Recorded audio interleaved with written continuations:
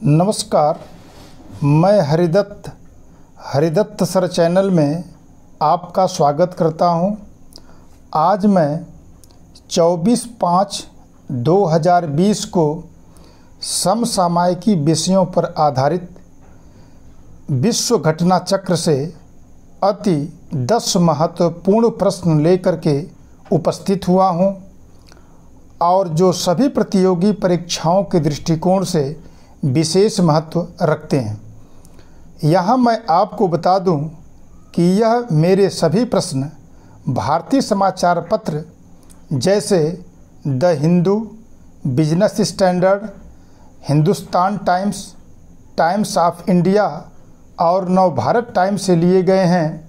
तो वहीं पर विदेशी समाचार पत्रों में BBC Hindi news, news Fox, the Guardian, CNN एवं स्काई न्यूज से लिए गए हैं। आइए आज का प्रश्न नंबर 1 हम देखते हैं। आज का पहला प्रश्न है, IOC में भारत के खिलाफ लाए गए पाकिस्तान के प्रस्ताव को किस देश ने रोका है? Option A Afghanistan, option B Bangladesh, option C Maldives, option D UAE। यदि इस प्रश्न का सही उत्तर देखा जाए तो इसका सही उत्तर ऑप्शन सी अर्थात मालदीव है। यहाँ मैं आपको बता दूं कि इस संगठन की स्थापना 1969 ईस्वी में हुई थी। इसके कुल सदस्यों की संख्या 57 है। इसका मुख्यालय सऊदी अरब के जिद्दा में है। इसके वर्तमान सचिव यूसुफ अल ओथाइमेन है। यहाँ मैं IOC का फुल फॉर्म आपको बता दूं।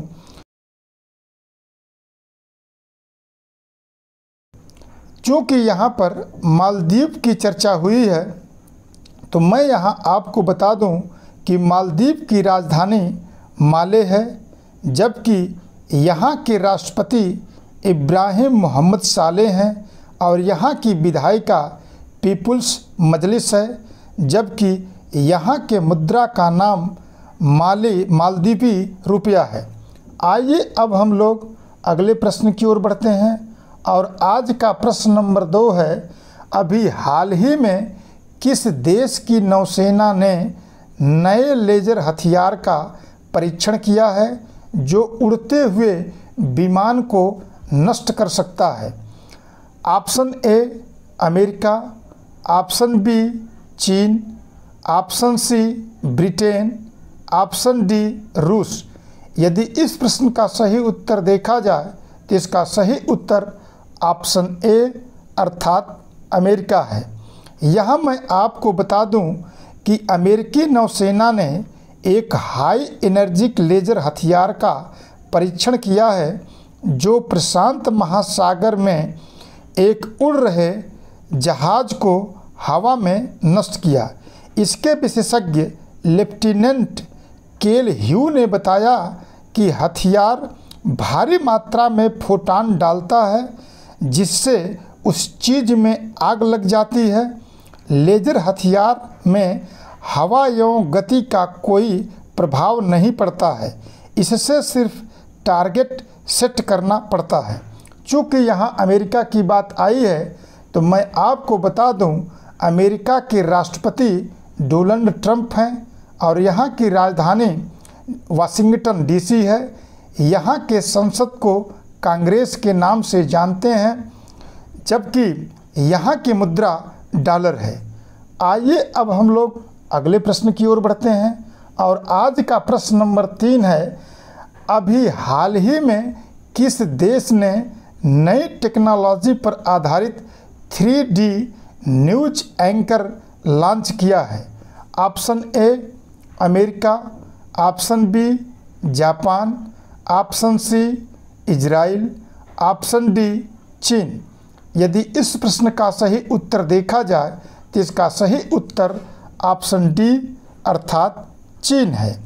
यहाँ मैं आपको बता दूं कि कि चीन की सरकारी न्यूज़ एजेंसी सिन्हुआ ने 3D एंकर लॉन्च किया है, जिसकी मुख्य विशेषता यह है कि 3D न्यूज़ एंकर आसानी से अपने स्थान पर घूम सकती है। साथ जैसे ही खबर होगी वैसे ही अपने चेहरे के हाव भाव को बना सकती है, अपने सिर के बालों एवं ड्रेस में परिवर्तन भी कर सकती है। इसके साथ साथ सामने आने वाले व्यक्ति की आवाज़ की नकल कर सकती है। चीन इससे पहले 2018 में सिन्हुआ ने क्यू हाउ नाम से डिजिटल एंकर उतार चुका है।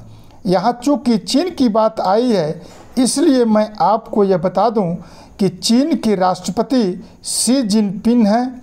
यहाँ की राजधानी बीजिंग है। यहाँ की संसद का नाम राष्ट्रीय जनता कांग्रेस है तथा यहाँ की मुद्रा रेनमिनबी या युआन है। आइए अब हम लोग अगले प्रश्न की ओर बढ़ते हैं और आज का प्रश्न नंबर 4 है, भारत के किस राज्य ने खेल को उद्योग का दर्जा दिया है? Option A Haryana, option B Manipur, option C Mizoram, option D Maharashtra. यदि इस प्रश्न का सही उत्तर देखा जाए तो इसका सही उत्तर ऑप्शन सी अर्थात मिजोरम है। यहाँ मैं आपको बता दूं कि मिजोरम के खेल मंत्री रॉबर्ट रोमाविया राप्टे ने इस बात की जानकारी दी है कि हमारे राज्य ने खेल को उद्योग का दर्जा प्रदान किया है। इससे खेल के विकास में महत्वपूर्ण सहायता मिलेगी। यहाँ चूँकि मिजोरम की बात आई है तो मैं आपको बता दूं कि इसकी स्थापना 21 जनवरी 1972 ईस्वी को हुई थी। इसकी राजधानी आइजोल है। यहाँ के मुख्यमंत्री जोरमा थांगा हैं, जबकि यहाँ के राज्यपाल PS श्रीधरन पिल्लई हैं। आइए अब हम लोग अगले प्रश्न की ओर बढ़ते हैं और आज का प्रश्न नंबर 5 है, प्रसिद्ध खिलाड़ी जैमी हॉप्टन ने संन्यास लिया है, यह किस खेल से संबंधित हैं? Option A badminton, option B tennis, option C तैराकी, ऑप्शन डी कुश्ती। यदि इस प्रश्न का सही उत्तर देखा जाए तो इसका सही उत्तर ऑप्शन बी अर्थात टेनिस है। यहाँ मैं आपको बता दूं कि यह अमेरिका के खिलाड़ी हैं और काफ़ी समय से चोट के कारण जूझ रही हैं। यही कारण है कि इन्होंने टेनिस से संन्यास ले लिया है। आइए अब हम लोग अगले सवाल की ओर बढ़ते हैं और आज का प्रश्न नंबर 6 है, विश्व की सर्वाधिक कमाई करने वाली महिला एथलीट का क्या नाम है? Option A Serena Williams, option B Ashleigh Barty, option C Simona Halep, option D Naomi Osaka. यदि इस प्रश्न का सही उत्तर देखा जाए तो इसका सही उत्तर ऑप्शन डी अर्थात नोओमी ओसाका है। यह जापान की टेनिस खिलाड़ी हैं। इन्होंने सेरेना विलियम्स को पराजित करके यह स्थान ग्रहण किया है। इन्होंने इस साल विज्ञापन से 3 करोड़ 74 लाख डॉलर की कमाई की है। चूँकि यहाँ जापान की बात आई है तो मैं जापान के बारे में आपको बता दूं कि जापान की राजधानी टोक्यो है और यहाँ के प्रधानमंत्री शिंजो एबे हैं, जबकि यहाँ की विधायिका को डायट के नाम से जानते हैं, जबकि यहाँ की मुद्रा का नाम एन है।